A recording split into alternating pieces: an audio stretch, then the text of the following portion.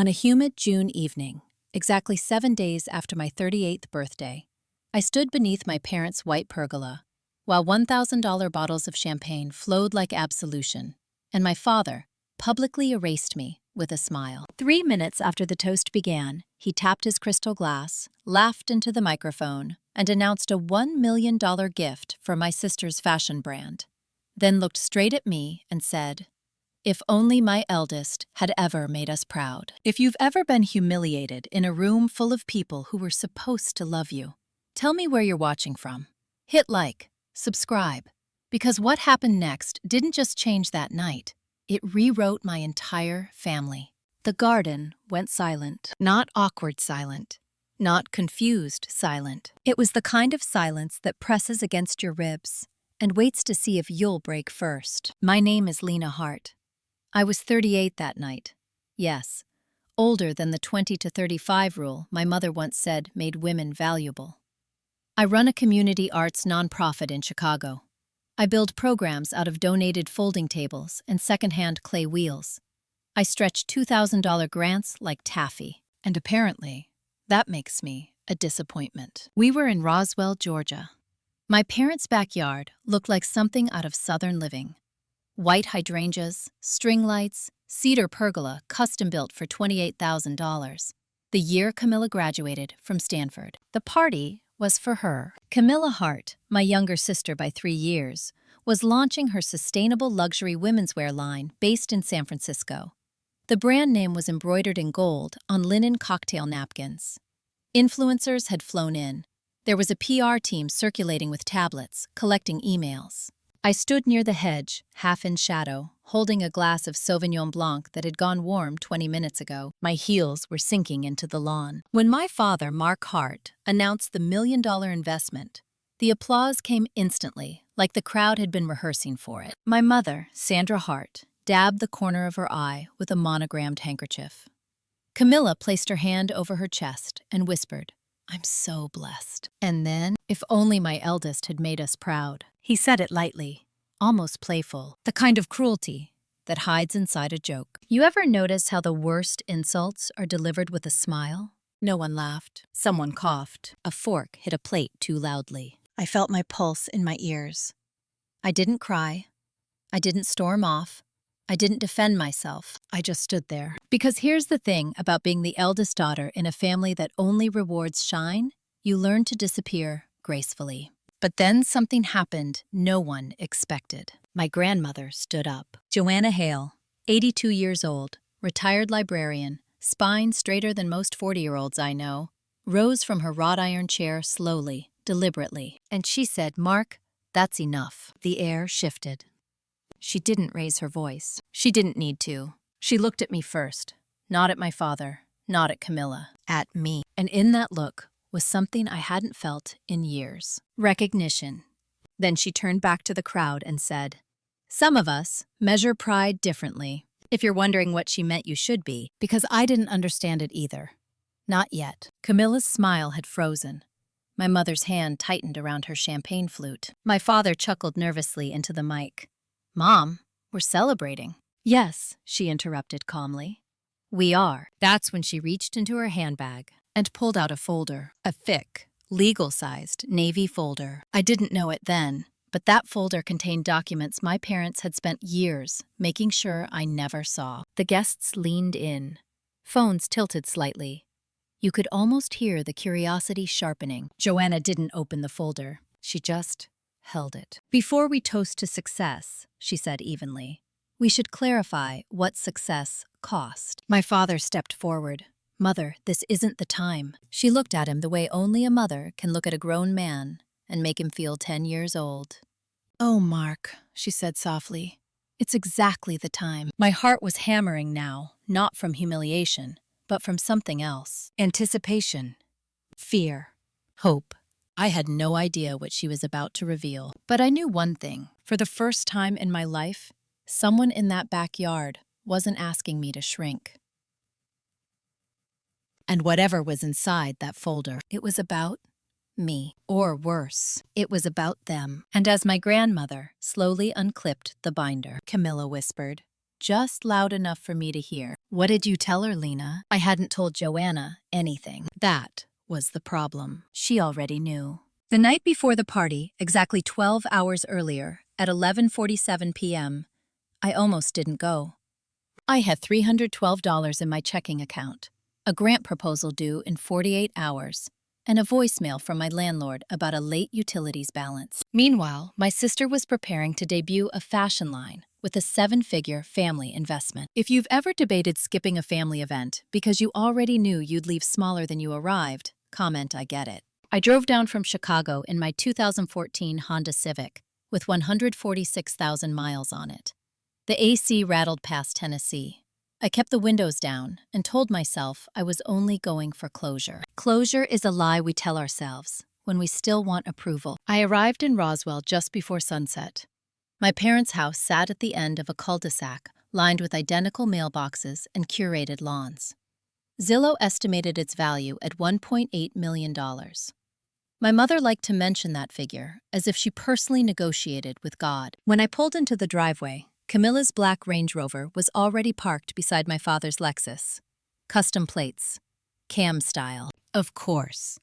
Inside, the house smelled like citrus cleaner and peonies. My mother was directing a catering team in crisp white uniforms. 40 guests confirmed, a string quartet scheduled from 6:30 to 8 p.m. The champagne? Veuve Clicquot, $92 a bottle. She had ordered 18. Lena, she said without hugging me, you're late. It was 4:12 p.m. I said I'd be here by 5. She glanced at the wall clock. Presentation matters. There it was. The Hart family thesis statement. Presentation matters. Camilla descended the staircase at that exact moment, wearing silk lounge pants and a cropped sweater, like she was already being photographed. She air-kissed me. You made it. 3 words. No warmth. Wouldn't miss it, I replied. That was half true. My father appeared from his office, phone pressed to his ear. Yes, transfer the funds Monday. No delays. He ended the call and looked at me briefly. Drive safe? I nodded. He didn't ask how my nonprofit was doing. He never did. We ate a late lunch in the sunroom. Arugula salad, grilled salmon, sparkling water with lime. Camilla spoke almost the entire time about manufacturing in Portugal, eco-friendly dyes, influencer partnerships. My mother beamed like she'd personally sewn every garment. I tried once. We just opened our 3rd youth art program in Waukegan, I said. Silence. Then my father. Is that financially sustainable? Translation? Does it make money? It's nonprofit, I answered evenly. We serve 86 students currently. Our retention rate is 92%. Camilla sipped her water. That's sweet. Sweet. Like a lemonade stand. Like a hobby. I swallowed the irritation. I'd spent years mastering that skill. After lunch, I stepped outside to breathe. The pergola stood freshly painted. White beams, new climbing roses. A banner hung discreetly across the back fence. Camilla Hart. Launch party. Not Hart Sisters. Not family celebration. Just her. That's when I saw it. Through the office window, my father and Camilla at his desk, papers spread between them.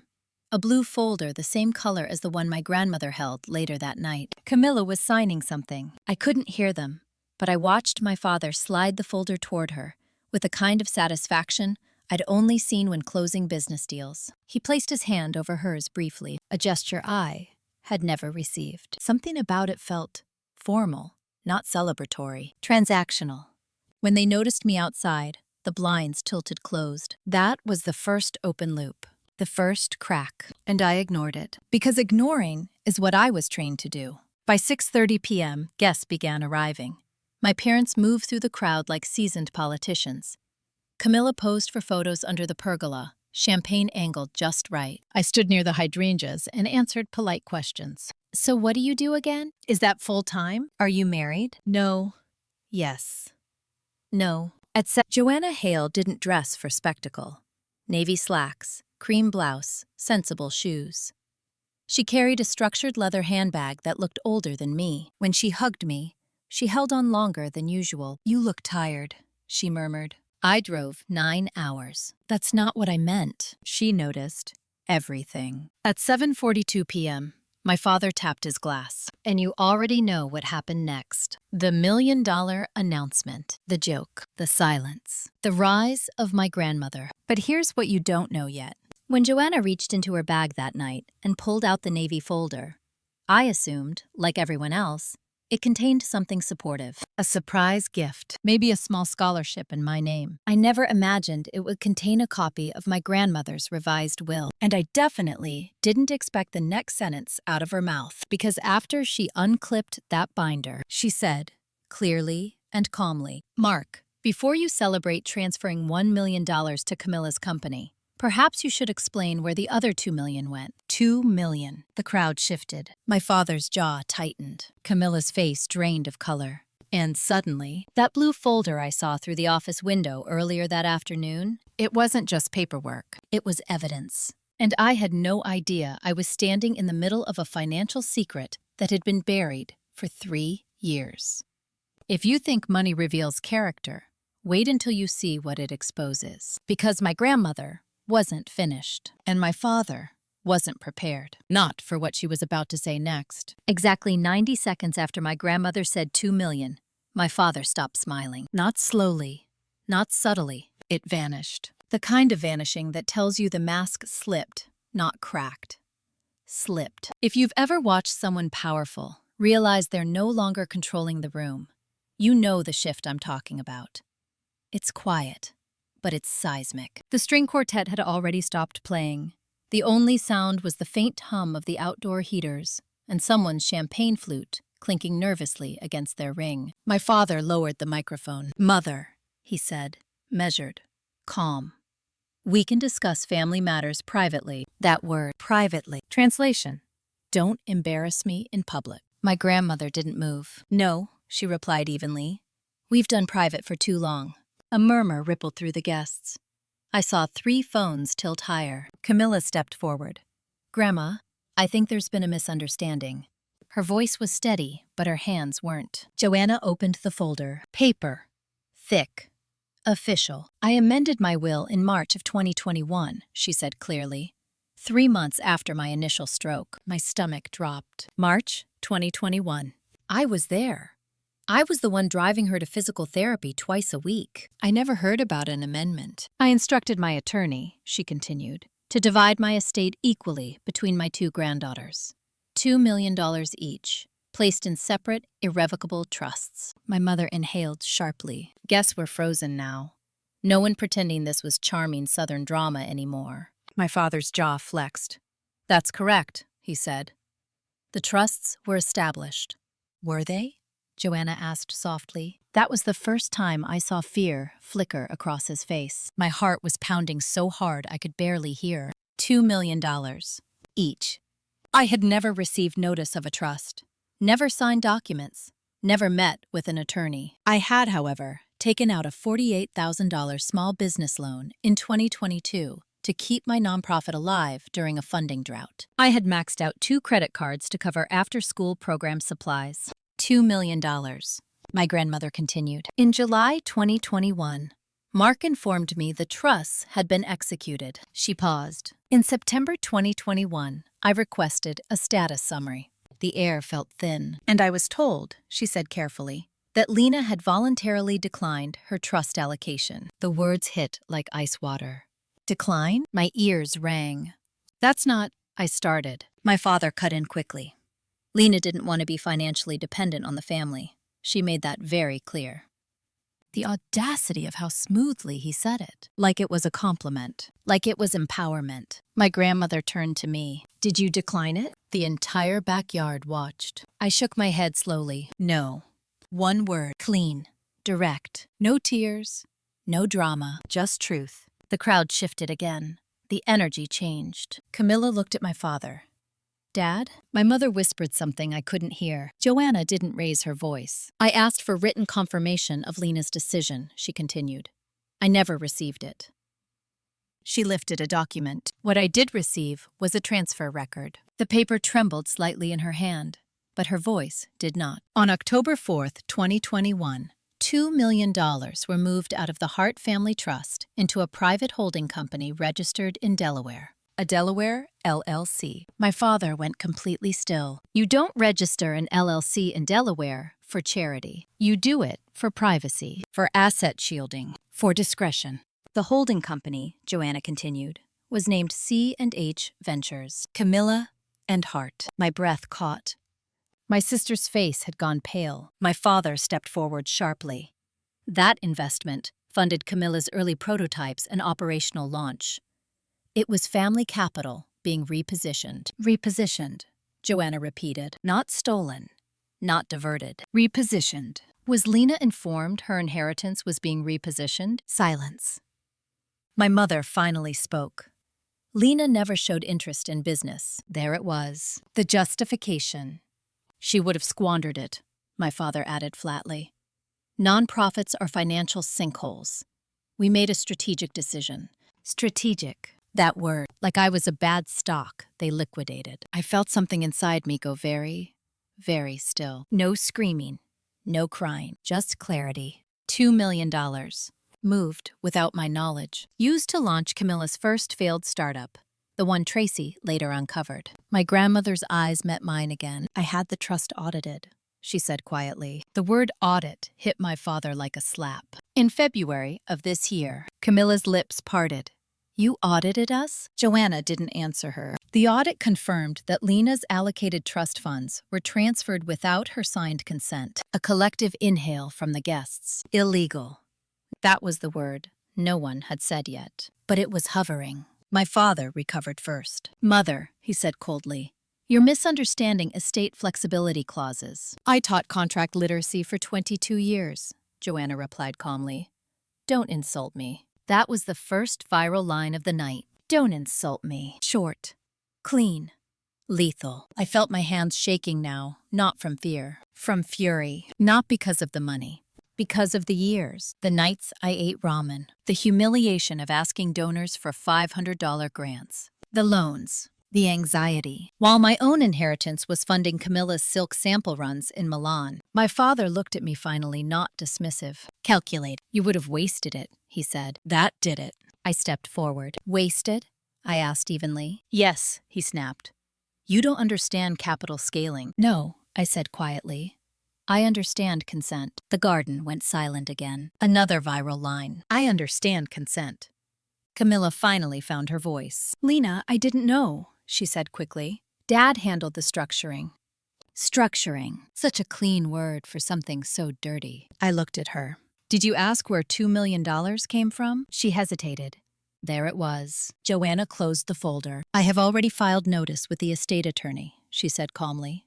Funds will be restored to Lena's trust with accrued interest. Interest. 3 years' worth. The guests were no longer pretending to sip champagne. They were witnesses now. My father's face hardened. You're blowing this out of proportion. No, Joanna replied softly. I'm correcting it. Another line. Correction, not revenge. Correction. If you're still with me, ask yourself this. What would you do if you discovered your own family legally rerouted your inheritance? Because here's what none of them knew yet. I wasn't the only one who had started looking into the numbers. And my grandmother's audit? It only covered the trust, not the foundation, not the launch capital, not the $1 million my father had just publicly promised. Because when I looked at Camilla, standing there in white silk, I realized something chilling. If they moved my money once, what else had they moved? And who else didn't know? The party was no longer a launch celebration. It was a crime scene in linen and roses. And this time, I wasn't standing in the shadows anymore. By 9:06 p.m., exactly 28 minutes after my grandmother said the word audit, half the guests were pretending to check on babysitters, dogs, early flights, anything to justify leaving. No one. If you've ever watched a room turn on power in real time, you know the temperature drops first. My father tried to salvage it. Everyone, he said, stepping back toward the microphone with forced composure. This is simply a misunderstanding about estate allocations. Lawyers will sort it out. Tonight is about Camilla. Camilla. Still. Always. But no one was looking at her anymore. They were looking at him. My mother moved quickly, efficient as ever. Dessert is being served, she announced brightly. Let's not allow paperwork to overshadow celebration. Paperwork. That's what she called it. $2 million quietly rerouted out of my trust. I stood very still. Joanna had lowered herself back into her chair, but her posture remained unbent. My father approached her first. "You should have called me," he said under his breath. "I did," she replied calmly. 3 times. His nostrils flared. Camilla walked toward me instead. "Lena," she said softly, trying to pull me aside toward the rose trellis. "Please don't make this bigger." I almost laughed. "Bigger?" "They moved my inheritance," I said quietly. "That's already big." She glanced over her shoulder at the thinning crowd. "Dad said you didn't want it." "When did I say that?" She hesitated. That silence told me everything. He hadn't shown her proof. He'd shown her permission. "There's a difference." "You knew it was my share," I pressed. "I assumed," she said defensively.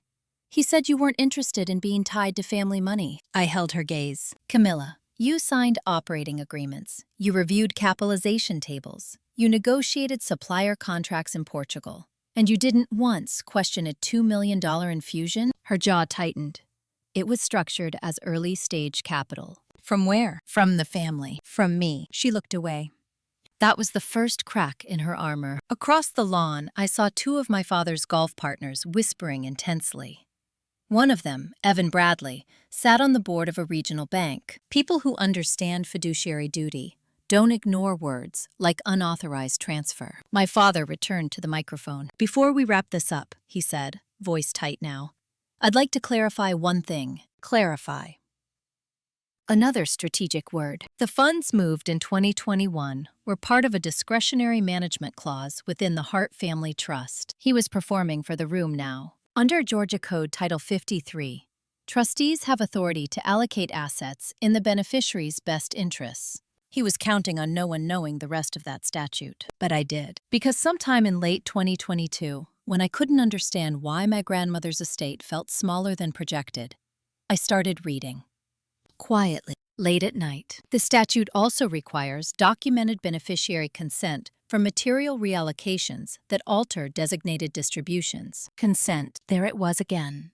My father continued. Lena had repeatedly expressed a desire to remain financially independent from the family structure. The crowd shifted uncomfortably. I stepped forward. "No," I said clearly. "I expressed a desire to not be controlled." There's a difference. Another silence. My grandmother looked almost proud. My father's smile hardened. "You're mischaracterizing this," he snapped. "Then produce my signed refusal," I replied. Straight, direct, no tremor. He didn't. Because it didn't exist. Camilla's publicist, yes, she had hired one, was quietly signaling to someone near the gate. Damage control mode activated. That's when something unexpected happened. Evan Bradley stepped forward. "Mark," he said carefully, as someone who sits on fiduciary boards, "I'd advise resolving this transparently." There it was. Not accusation. Warning. My father's composure thinned. "This is a family matter." "Then why was it used for corporate capitalization?" Evan asked. Sharp. My mother interjected quickly. "We are not litigating at a party." But it was already happening. Litigation had entered the air. Camilla looked like she might faint. Not from guilt. From exposure. Here's the thing about families that build empires on reputation. They survive on narrative control. And tonight, the narrative was slipping. Joanna spoke again, quieter this time, but somehow louder than everyone. "I requested restoration of Lena's trust principal, plus statutory interest at 6.5% annually," she said. "If not completed within 30 days, my attorney will petition for breach of fiduciary duty." There it was. The legal threshold. 30 days. Interest. Petition. My father went very still. That stillness scared me more than his anger, because it meant calculation. He turned to me. "You would sue your own father?" I met his gaze evenly. "I wouldn't have to." Silence. "Because if Joanna filed, it wouldn't be me suing.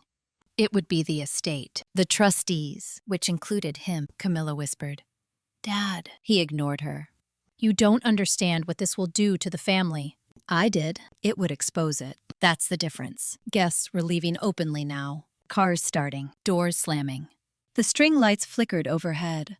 like the scene knew it had changed genre. Camilla's brand launch had turned into a fiduciary reckoning. But here's what no one else knew yet. While Joanna had audited the trust, I had started reviewing something else. 3 months ago, when Camilla's fashion company applied for a sustainability certification, their financial disclosure summary became partially public. And when I compared that filing to the date of the trust transfer, the numbers didn't line up. $2 million had been moved, but only $1.4 million appeared in corporate capitalization records, which meant $600,000 were unaccounted for. I hadn't told Joanna that yet. I hadn't told anyone.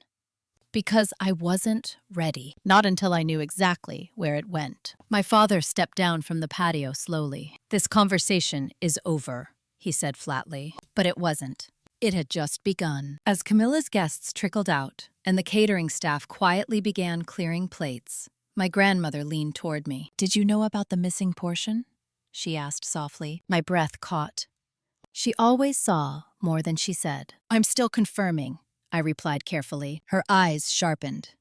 "Confirm quickly." Across the lawn, my father was already on his phone, not calling guests, calling someone else. And when he looked up, he wasn't looking at me. He was looking at my grandmother, like she had just declared war. And in that moment, I realized something chilling. The $2 million wasn't the only secret in that family trust. It was just the first one to surface. And if I was going to stand in that backyard without shrinking, I was going to need more than anger. I was going to need proof. Real proof. Because the next 30 days weren't going to be about pride. They were going to be about survival. At 6:12 a.m. the next morning, exactly 9 hours after the party imploded, my father wired $2,394,000 into a newly reinstated trust account under my name. $2 million principal. 3 years of accrued interest at 6.5%. Fast. Efficient. Strategic. If you think that means he felt guilty, you don't understand men like my father. He wasn't fixing a mistake. He was containing exposure. I was still in the guest bedroom,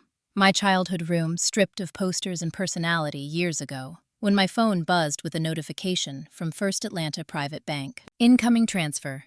$2,394,000. For a second, I couldn't breathe. Not because of the money. Because of what it confirmed. If the transfer could be restored overnight, it meant it had never been beyond reach, which meant it had never been necessary to move it in the first place. I sat up slowly, staring at the number. I had spent the last 3 years scraping by, taking out a $48,000 SBA microloan, negotiating rent deferments during COVID, crying quietly in my car after grant rejections, all while my inheritance was sitting in a Delaware shell company, C&H Ventures, Camilla and Hart. You ever realize your struggle wasn't accidental? It was engineered. My phone buzzed again. Text from my father. "It's handled. No need for further escalation." Not, "I'm sorry." Not you. Deserved better. Handled. Like I was a compliance issue. I didn't respond. Instead, I opened the spreadsheet I had started 3 months ago. Because here's what he didn't know. The trust restoration didn't erase the discrepancy. The corporate filings still showed only $1.4 million injected into Camilla's 2021 startup. That left $600,000 unaccounted for. And accountants don't lose $600,000 by accident. I got dressed quietly and drove to a cafe in downtown Roswell when no one would recognize me. Ordered black coffee, opened my laptop, pulled up the Delaware Division of Corporations Registry, C&H Ventures, LLC, registered October 1st, 2021. Manager, Mark Hart, not Camilla. Mark. Interesting. I downloaded the annual franchise tax report. Total authorized shares, 1,000. Issued shares, 600. Capitalization listed, $2 million. But the attached schedule showed disbursements. $1.4 million to Camilla Hart Fashion, Incorporated. $200,000 labeled consulting. $400,000 labeled strategic acquisition reserve. Acquisition of what? I scrolled further. There it was. Line item dated December 2021. Acquisition. Hale Property Holdings. $400,000. Hale. My grandmother's maiden name. My stomach dropped. Hale Property Holdings was the LLC my grandmother used to manage her townhouse rental before she sold it. Why would C&H Ventures acquire it? And for $400,000? That property had been valued at $725,000 before sale. Unless it was distressed. Unless it was transferred. Unless someone had leveraged it. My coffee went cold in my hand. I pulled up county property records. DeKalb County. Search. Hale Property Holdings. Transfer recorded December 14th, 2021. Buyer. C&H Ventures LLC. Sale price. $400,000. Below market. Way below. 3 months after my grandmother's stroke. 2 months after my trust was repositioned. I felt something inside me snap into focus. The missing $600,000 wasn't missing. It had been used to buy my grandmother's property through a shell at a discount, which meant 2 things. 1. They used my trust funds to purchase an asset from my grandmother at undervalue. 2. They potentially stripped equity from her estate, which could reduce total inheritance exposure. Strategic, calculated, and possibly illegal under elder financial abuse statutes. My phone buzzed. Camilla. I let it ring once. Twice. Then answered. What do you want, Lena? Straight to the point. Did you know C&H bought Grandma's property in 2021? Silence. What are you talking about? December 14th. $400,000. Another silence. Longer this time. That was Dad's investment move, she said carefully. He said Grandma wanted liquidity. At a $325,000 discount? Her breathing changed. I don't handle real estate, Lena, but you benefited from the capital structure. That's not the same thing. No, I said evenly. It's not. Because ignorance is convenient, but not clean. You're digging, she said quietly. Yes, you'll destroy everything. No, I replied. I'm clarifying it. There's a difference. She exhaled sharply. You got your money back. What more do you want? The question hung between us. What did I want? Not revenge. Not applause. Truth. And accountability. For starters, I said calmly, I want to know why my trust funded a below-market acquisition of Grandma's asset. That sounds like something you should ask Dad. I will. She hung up. I sat there staring at the property records again. If C&H Ventures bought Hale Property Holdings at $400,000, and if the property was later refinanced or sold at market value, where did the equity go? I searched again. Property resold June 2023. Sale price, $810,000. Buyer, private investor group. Seller, C&H Ventures LLC. Net gain, roughly $410,000 before fees. So, my trust funded the purchase. The company flipped the asset and generated profit. Where did that profit go? Not into my trust, not into Camilla's disclosed capital table, which meant it went somewhere else. I leaned back slowly. This wasn't just a trust reallocation. It was asset cycling. And if my grandmother had been medically vulnerable when the initial sale occurred, the optics were devastating. My phone buzzed again. This time, it was Joanna. Have you looked at the property records? She asked calmly. Of course she knew. Yes, I replied. And they bought Hale Property Holdings for $400,000. A pause. I suspected, she said quietly. You didn't approve that sale? No, she replied. Mark handled it while I was recovering. There it was. Layer 2. Not just diverted trust funds. Asset manipulation during medical vulnerability. I closed my laptop slowly. Grandma, I said softly, did you sign anything in December 2021? Another pause. I signed what I was told were refinancing documents. My throat tightened. Refinancing, not sale. Did you meet with an independent attorney? No. The wind outside rattled the cafe windows. The open loop was no longer theoretical. It was documented. If this came out publicly, it wouldn't just be about favoritism. It would be about fiduciary breach and possibly elder exploitation. My father thought restoring my trust would end it. He thought money would quiet me. But here's what he forgot. You can return principal. You can calculate interest, but you can't retroactively erase intent. And intent leaves a paper trail. I packed up my laptop and stepped outside into the Georgia heat. The sky was clear.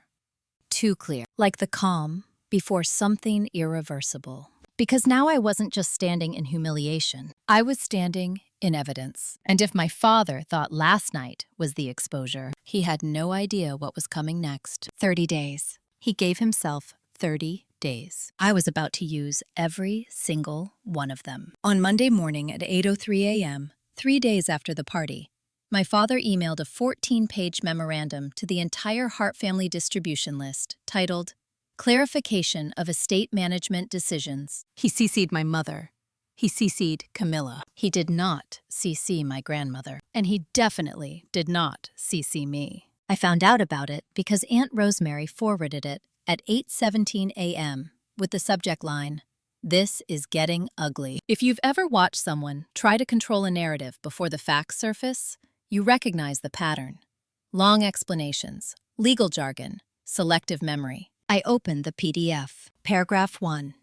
All actions taken between 2021 to 2023 were within trustee discretion. Paragraph 2.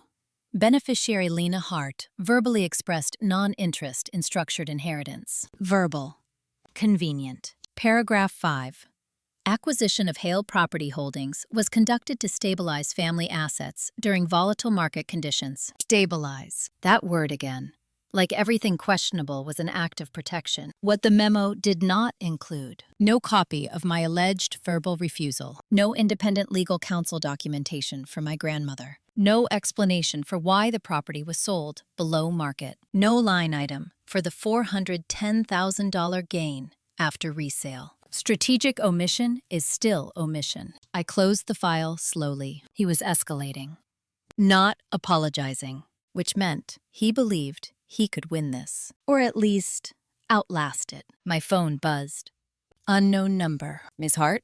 A male voice asked. Yes, this is Daniel Cho from Peachtree Fiduciary Services. We've been retained to conduct an internal review of the Hart Family Trust. Internal review. Translation? Damage control audit. By whom? I asked. Trustee Mark Hart. Of course. He was auditing himself. I'd like to request a meeting, Daniel continued. We want transparency. Transparency. Interesting word from someone hired by the accused. When? I asked. Tomorrow, 2 p.m., your parents' residence. No. That was a power move. Their house. Their table. Their ground. I'll meet, I said evenly. But not there. Pause. Location preference? Neutral. Attorney's office. Silence. I'll need to confirm. Do that. I hung up. Then I called Joanna. They hired a fiduciary consultant, I said. She didn't sound surprised. Good. Good? Let them document themselves. She was calm. Too calm. Grandma, I said carefully, did you ever authorize the sale of Hale property holdings at $400,000? No, she said firmly.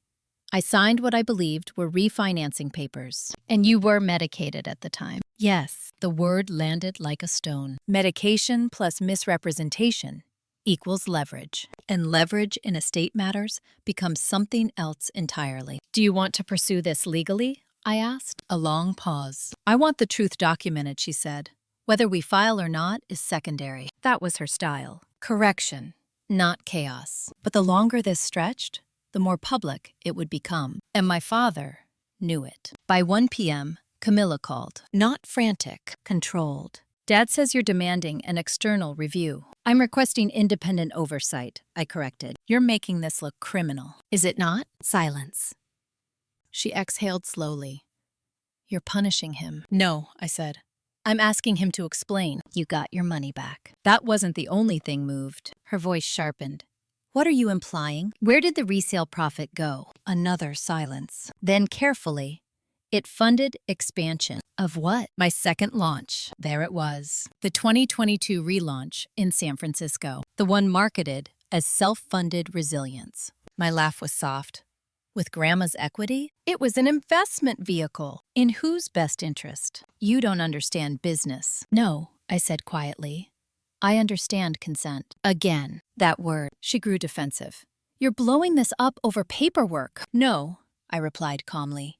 Over pattern. That's what she didn't see yet. This wasn't a one-time misstep. It was a sequence. Trust funds diverted. Property undervalued. Assets flipped. Equity repurposed. Narrative controlled. My father didn't see money as belonging. He saw it as movable.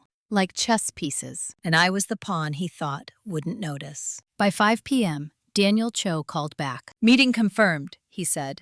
Tomorrow, 2 p.m. at Kessler and Brown LLP. Neutral ground. Good. Who will attend? I asked. Mark Hart, Sandra Hart, Camilla Hart, yourself, and Joanna Hale, if she wishes. I'll be there. When I hung up, I felt something unexpected. Not fear, not rage. Stillness, the kind that settles before impact. That night, I reviewed every document again. Trust Amendment, March 2021. Transfer, October 2021. Property sale, December 2021. Resale, June 2023. Pattern, not accident. Pattern. If you're still listening, ask yourself this. When someone says, "It was for the family," who exactly are they protecting? Because tomorrow wouldn't just be about the $600,000 discrepancy. It would be about authority. Trustees have legal power, but they also have duty. And if Daniel Cho documented breach, this wouldn't stay private. Georgia has clear statutes on fiduciary misuse, and elder financial exploitation carries civil penalties, possibly criminal referral. I wasn't threatening that, but the law existed whether I invoked it or not. At 11:42 p.m., my father sent one final text. Lena, we can settle this quietly. Name your number. There it was. The offer. Hush money, disguised as reconciliation. Name your number. I stared at the screen for a long time. 3 years ago, I might have folded. 3 years ago, I might have taken a payout and retreated. But something had shifted under that pergola. I typed back 5 words. This isn't about a number. Then I turned my phone face down, because tomorrow at 2 p.m., under fluorescent lights instead of string lights, the performance would end, and documentation would begin. What my father still didn't understand was that once truth enters a room with lawyers, it doesn't leave quietly. And I wasn't the one who started this, but I was done being the one who absorbed it. Tomorrow, we'd see who really understood fiduciary duty and who had been gambling with it. At 1:58 p.m., under fluorescent lights and a humming air conditioner in a 14th floor conference room at Kessler and Brown LLP, my father didn't look at me. He looked at the head of the table. He always preferred hierarchy to humanity. If you've ever walked into a room where the battle is quiet but the stakes are enormous, you know that particular kind of stillness. It isn't peaceful, it's loaded. Daniel Cho sat across from us with a leather folio and a legal pad. Mid-40s, controlled expression, neutral tie. My grandmother arrived 2 minutes later, escorted by her longtime attorney, Margaret Feldman. That was my first surprise. Joanna hadn't told my father she was bringing independent counsel. Strategic. Margaret didn't sit at the end of the table. She sat beside Joanna, which meant this was no longer a family clarification. It was documentation. My father noticed immediately. His jaw tightened. Sandra folded her hands in her lap like she was bracing for turbulence. Camilla looked pale, but composed. Her publicist was not invited. Good. Daniel cleared his throat. Thank you all for attending. We're here to review allegations of misallocated trust assets and property transfer discrepancies. Allegations. Clinical. Safe. Margaret spoke before anyone else could. We're not here for debate, she said calmly. We're here for records. There it was. No emotion, no accusation. Records. Daniel nodded and opened his folio. First item. October 4th, 2021. Transfer of $2 million from Lena Hart's designated trust allocation into C&H Ventures, LLC. He turned to my father. Was written consent obtained? My father didn't hesitate. No written consent. Verbal discussions occurred. Margaret's pen stopped moving. Can you provide contemporaneous documentation of those discussions? No. Email confirmation? No. Text? No. Silence. Daniel wrote something down. My father continued quickly. As trustee, I acted within discretionary authority. Margaret looked up. Discretion does not supersede explicit beneficiary allocation when the governing document specifies equal distribution. My father's composure thinned. It was a temporary reallocation. For 3 years? Margaret asked evenly. No answer. Camilla shifted in her seat. Daniel moved on. Second item. December 14th, 2021.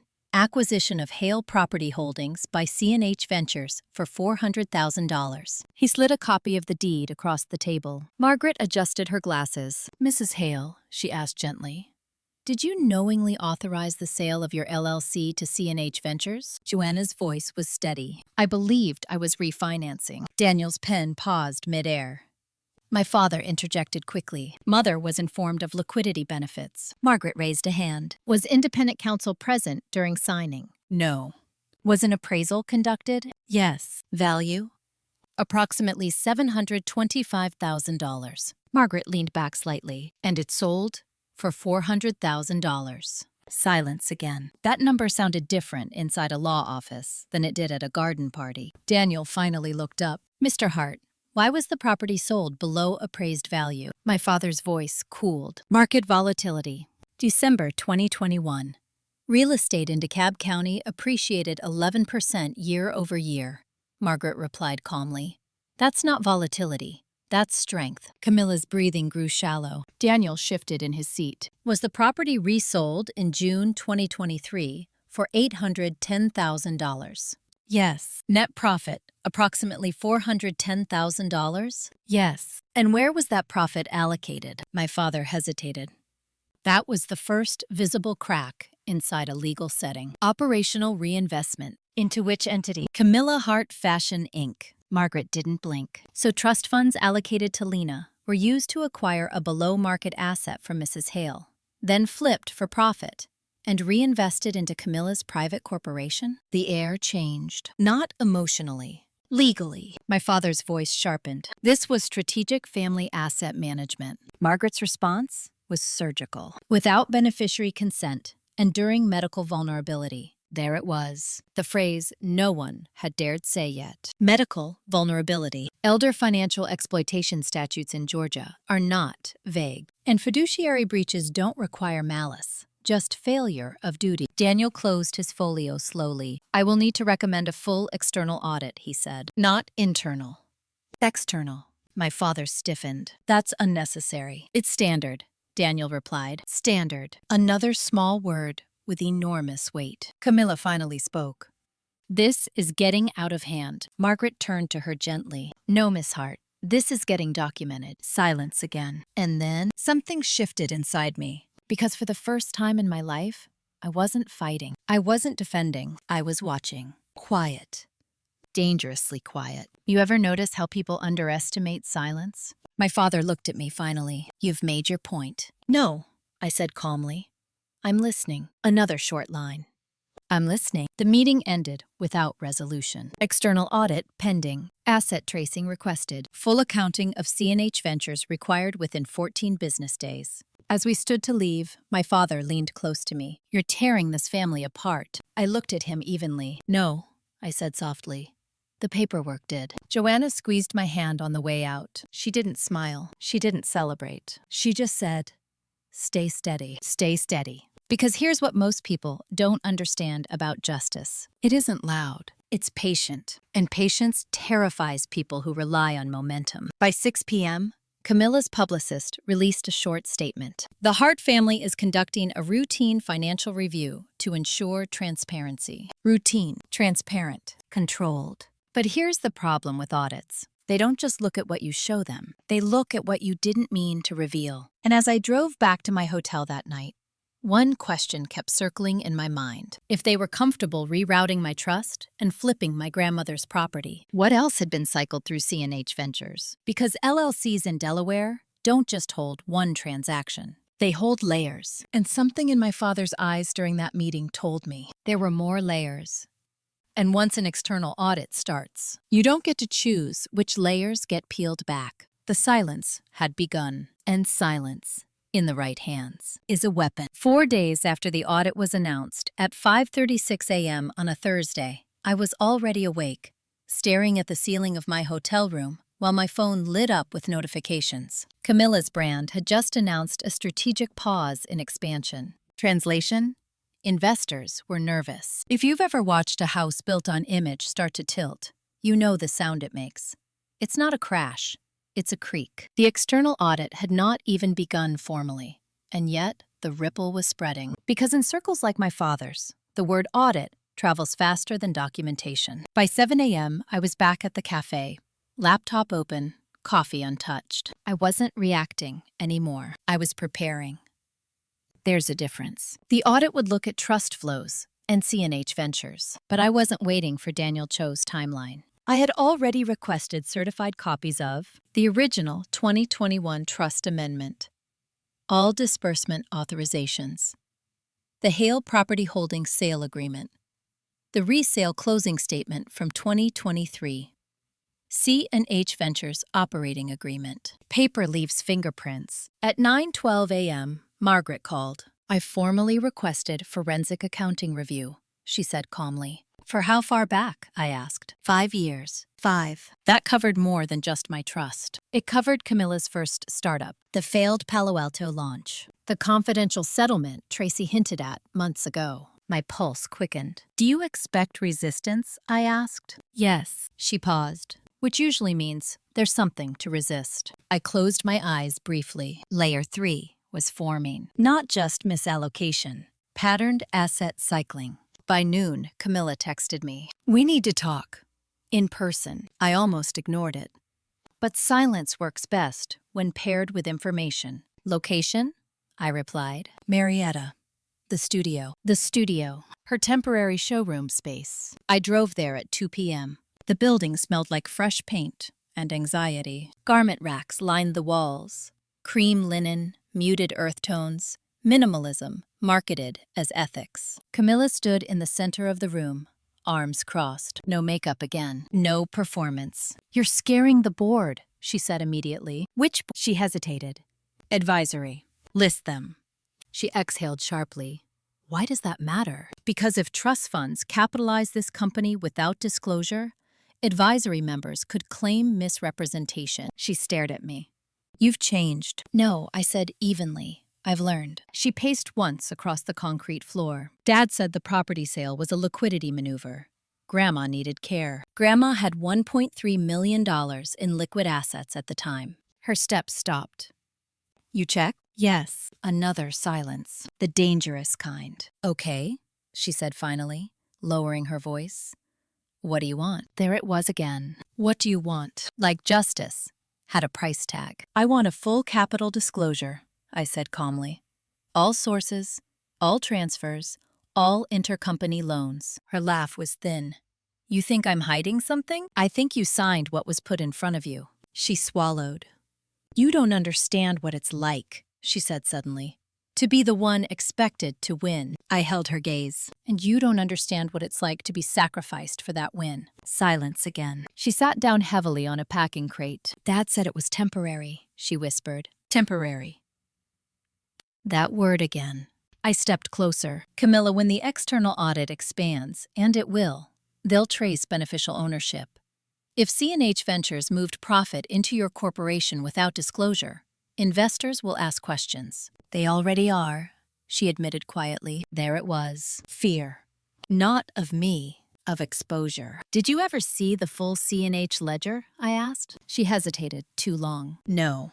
That was the crack. Because if she hadn't seen it, she didn't know everything either. And ignorance is fragile. I pulled a printed document from my bag. The 2023 resale statement for Hale Property. Net proceeds after fees. $392,417.62. Transferred to C&H Ventures. Subsequent wire. $380,000 to CH Fashion Holdings. Not Camilla Hart Fashion Incorporated. Different entity. She looked at it like it was written in another language. What is CH Fashion Holdings? I asked quietly. Her lips parted. That's the expansion entity. Registered where? She didn't answer. Camilla. She shook her head slightly. I didn't set that up. Who did? Silence. Long. Heavy. Then she whispered it. Dad. There it was. The next layer. Because CH Fashion Holdings wasn't listed in her public investor materials, which meant one of two things. It was a holding vehicle for tax efficiency, or it was shielding something. Either way, it hadn't been disclosed during capitalization rounds. And if external auditors traced it, this would no longer be a family dispute. It would be securities exposure. My stomach settled into something cold. Camilla, I said quietly, does your board know about CH Fashion Holdings? No. Do your investors? No. She looked up at me, eyes wide now. What happens if they find out? I didn't sugarcoat it. Best case? Forced restructuring. And worse? Fraud investigation. The word landed hard. She stood abruptly. You wouldn't. I don't control audits. You're pushing this. No, I said steadily. The documentation is. She pressed her palms to her temples. You're destroying everything. No, I repeated. I'm uncovering it. Another line. Not destruction. Uncovering. She looked smaller suddenly. Not glamorous. Not untouchable. Just human. Dad said this would stay internal, she whispered. I met her eyes. He underestimated how quiet I can be. Because quiet doesn't mean weak. Quiet means watching. And I had been watching for 3 years. As I walked toward the door, she called after me. Lena. I paused. If this collapses, there's no coming back. I turned slowly. There was no coming back the day he moved my inheritance. The door closed behind me softly. No slam, no drama, just finality. As I stepped into the afternoon sun, my phone buzzed. Unknown number, I answered. Ms. Hart? A woman's voice asked. Yes. This is Elise Warren, with the Georgia Securities Division. My pulse slowed, not sped up, controlled. We've received a preliminary inquiry regarding CH Fashion Holdings. We'd like to request documentation. There it was. Layer 3 knocking. Not from me. From outside. I exhaled slowly. Of course, I said. Because here's the thing about truth. Once it's documented, it doesn't ask permission to spread. And my father? He thought he was protecting the family. But he might have just exposed it to something far larger than pride. And the audit hadn't even officially begun. At 8:14 a.m. the following Monday, the Georgia Securities Division sent a formal preservation notice to CH Fashion Holdings. Not a charge, not an accusation. A preservation notice, which means do not delete, alter, or destroy financial records. If you've ever seen that language in writing, you understand what it implies. Someone, somewhere, believes documentation might disappear. My father called me at 8:19 a.m., 5 minutes. That's how long it took for him to connect the dots. I let it ring twice before answering. What did you do?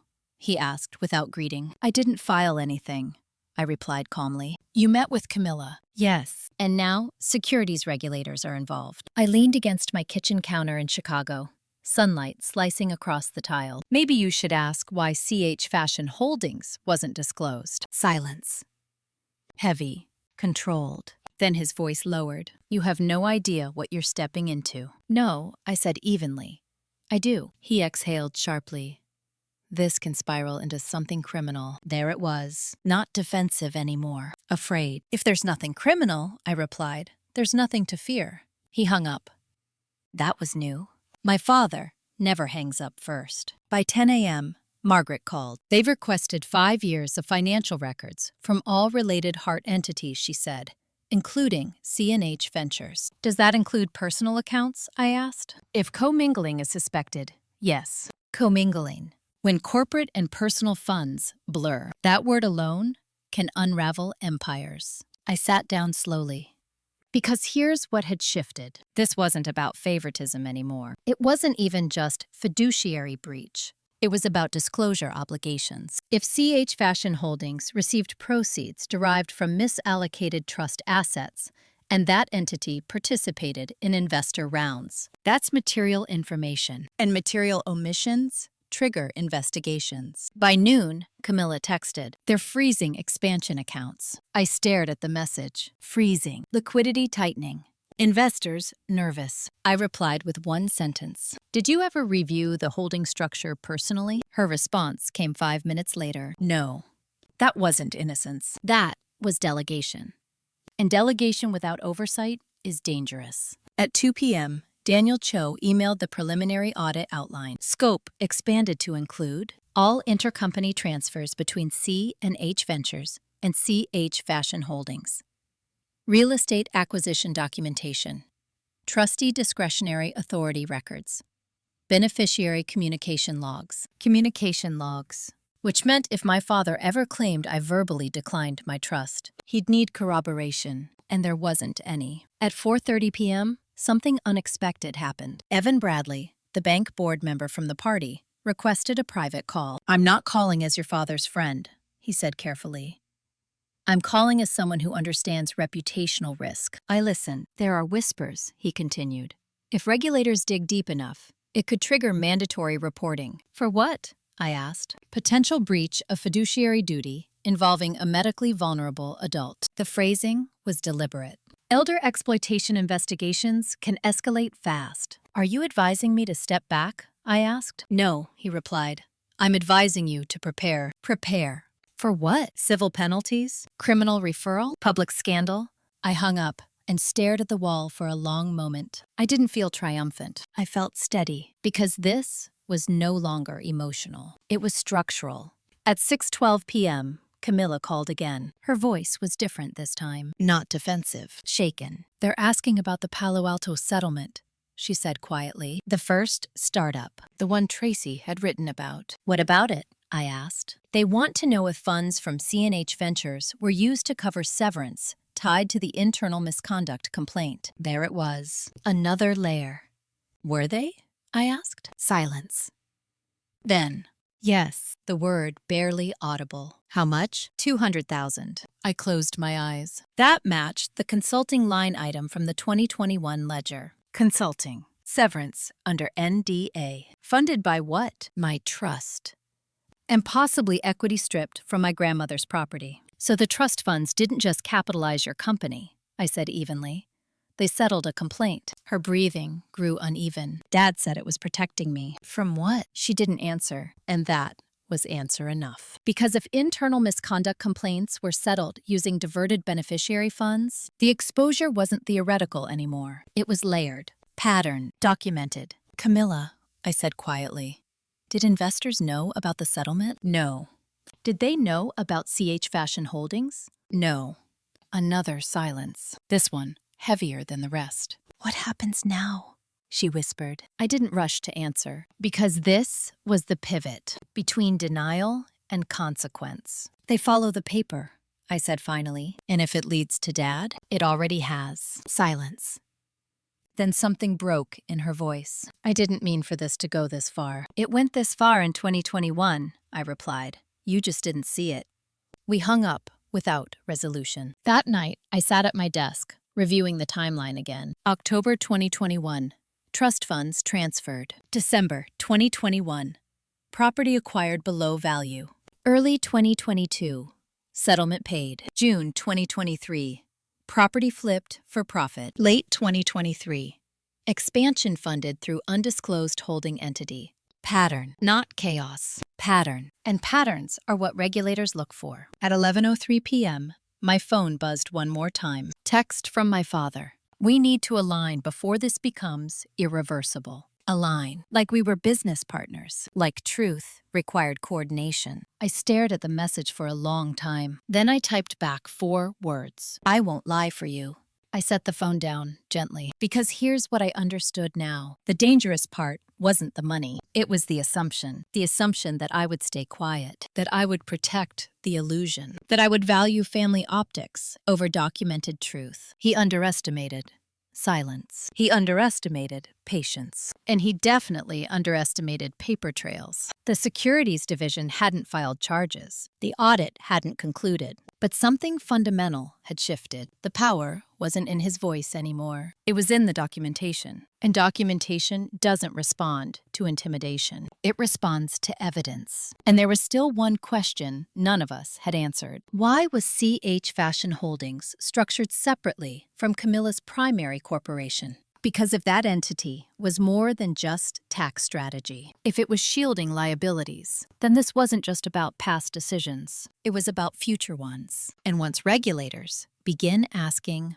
why, they rarely stop at the first answer. 32 days after the pergola toast on a Saturday night at 7:30 p.m., my father walked onto a stage in downtown Atlanta to accept an award for excellence in family enterprise.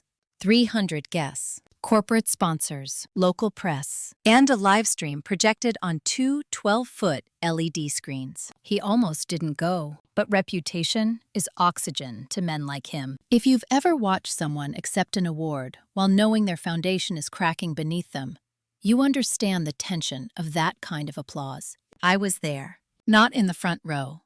Not hidden either. Fourth row, aisle seat. Camilla was backstage, not as a presenter, as a sponsor. Because CH Fashion Holdings had quietly underwritten part of the event, that detail mattered. The external audit had been running for 2 weeks. The securities division had formally expanded their inquiry. No charges filed, yet. But document subpoenas had been issued, and my father knew it. He stepped to the podium smiling, polished, confident. Family, he began, voice rich and practiced, is the backbone of enterprise. I almost admired the symmetry. Backbone. Interesting word. He spoke about legacy, about stewardship, about intergenerational trust. The irony was surgical. Then he said something he shouldn't have. We believe in empowering our daughters equally. Equally. The word echoed inside my skull. That's when I stood up. Not dramatically, not rushing, just rising. People in my row shifted, confused. I walked toward the side stairs leading to the stage. An usher tried to intercept me. I'm family, I said calmly. That was true.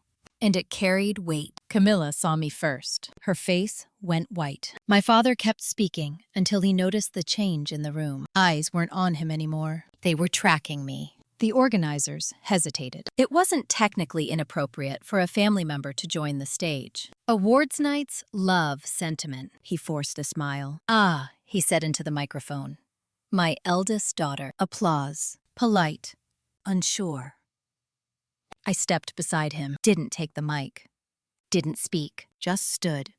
Silence is a weapon when timed correctly. He shifted slightly. Lena runs a nonprofit in Chicago, he continued. Very community-focused, past tense tone, minimizing.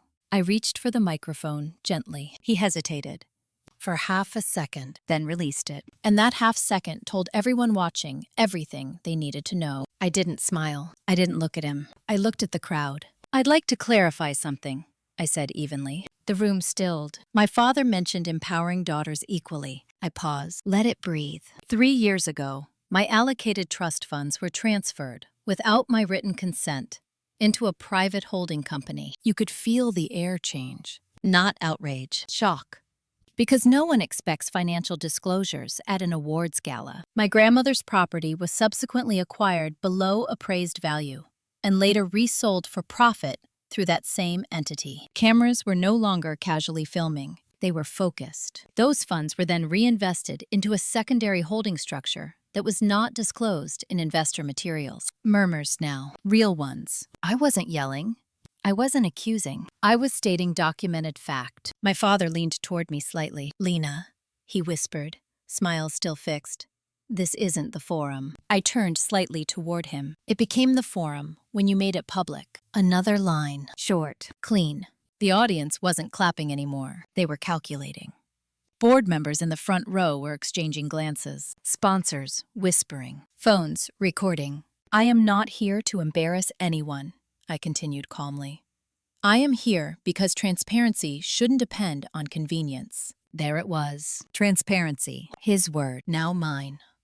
Camilla stepped onto the stage at that moment. Not confidently, carefully. She didn't take the mic. She stood beside me. Not beside him. Beside me. That subtle shift was louder than anything I'd said. My father's smile faltered for the first time that night. I have complied with every request, he said quickly into his own microphone. An external audit is underway. Yes, I replied, because documentation required it. The room had gone very, very quiet. You could hear the hum of the projector. I looked back at the audience. If you are an investor, board member, or partner with any Hart-affiliated entity, I said steadily, you deserve full disclosure. There it was. The shift from family dispute to fiduciary obligation. That's when it happened.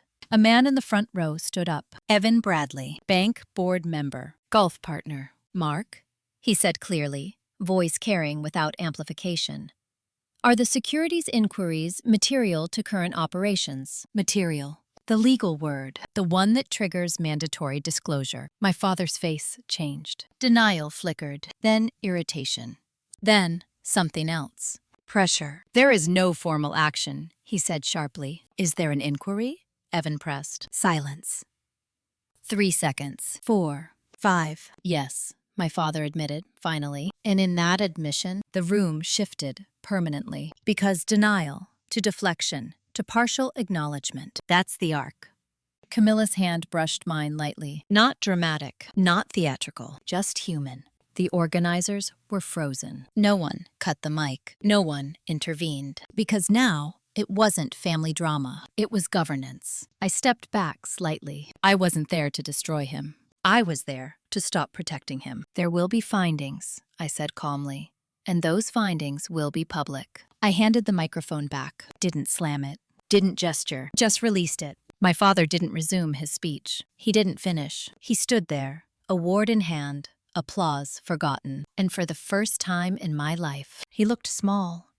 Not powerless, but exposed. Camilla stayed beside me, the two of us. Not rivals, not golden child and ghost, just daughters, watching the architecture crack. If you're still listening, here's the question. What happens when reputation collides with documentation in a room full of witnesses? Because tonight wasn't a verdict. It was a pivot. The audit wasn't done. The securities inquiry wasn't concluded. But the illusion had just shattered in 4K resolution. And there was no editing that out. 48 hours after the awards gala at 6:02 a.m. on a Monday, the headline went live.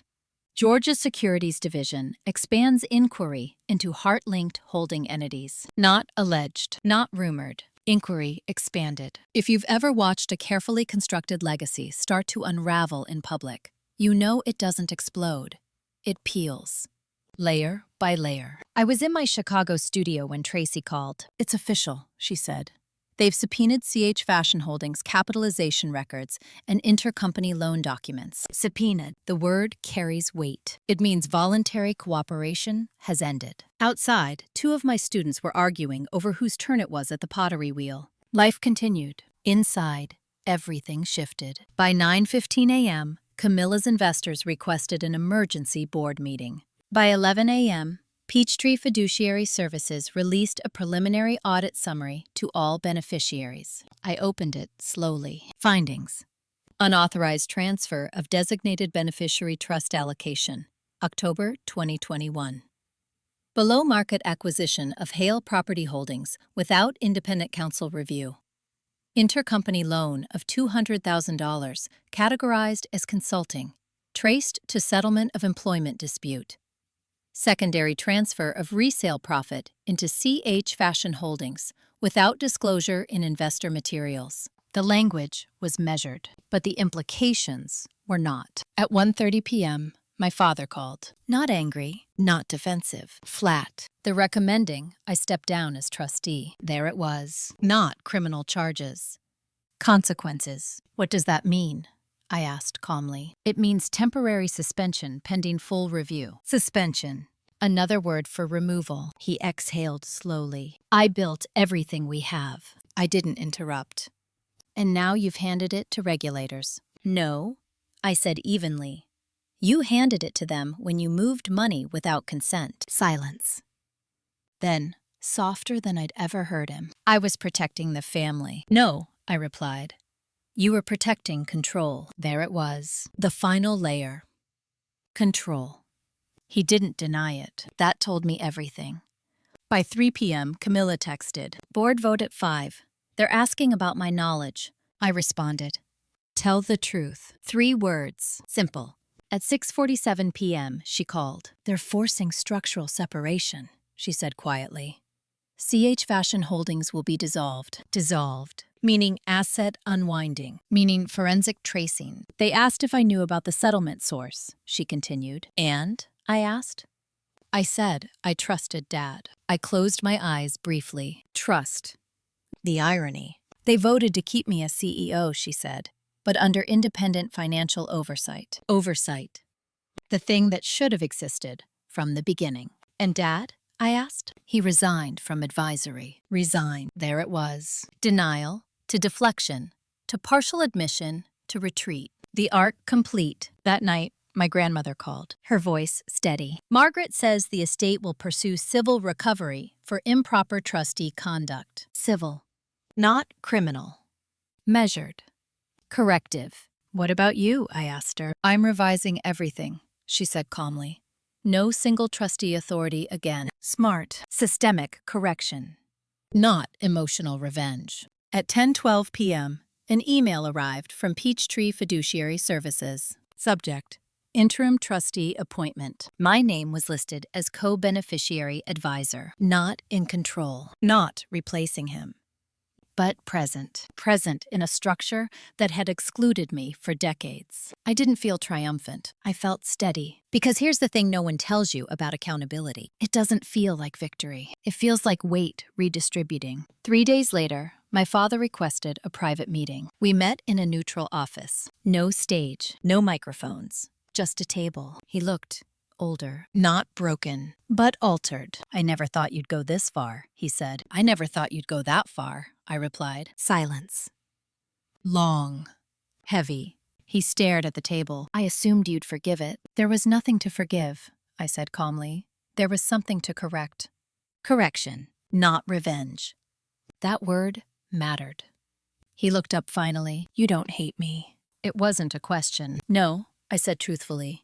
But I don't protect you anymore. That was the shift. Not hatred. Boundary. He nodded once, slow, like he was finally understanding something that had been obvious for years. You were always strong, he said quietly. I almost smiled. No, I replied. I was always quiet.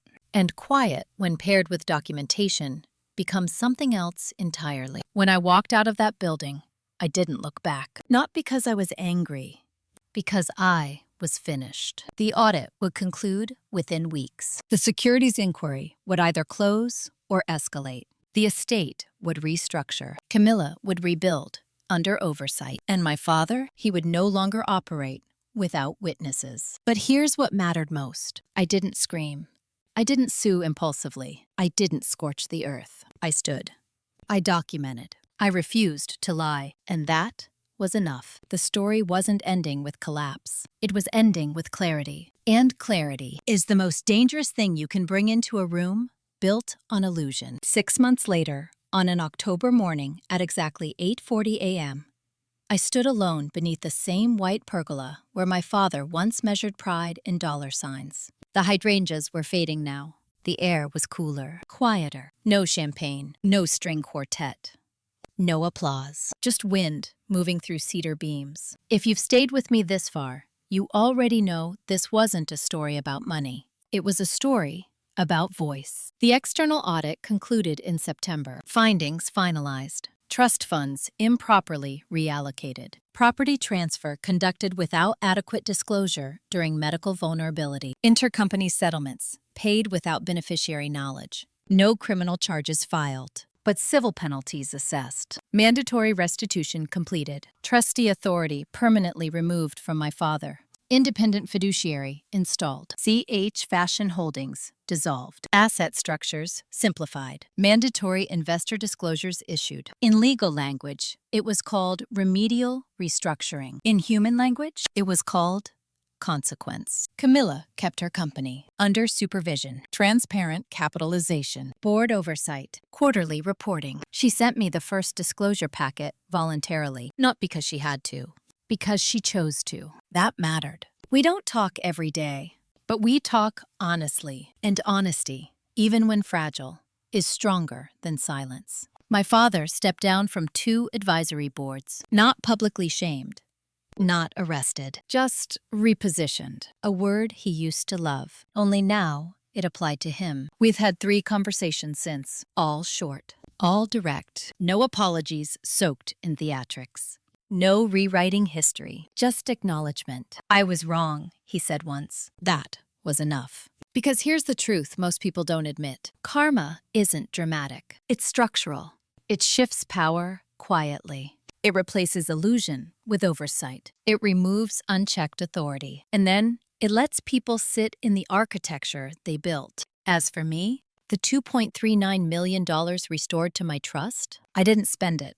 I restructured it. The majority moved into a foundation endowment, locked, protected, irrevocable. Because money that once represented control now represents insulation. The Echo My Arts nonprofit expanded into its third location last month. No flashy gala, no champagne towers, just folding chairs and a ribbon cut by a 14-year-old student who wrote her first spoken word piece about forgiveness. My grandmother sat in the front row, stronger than she'd been in years. She squeezed my hand afterward and whispered, "You didn't burn it down."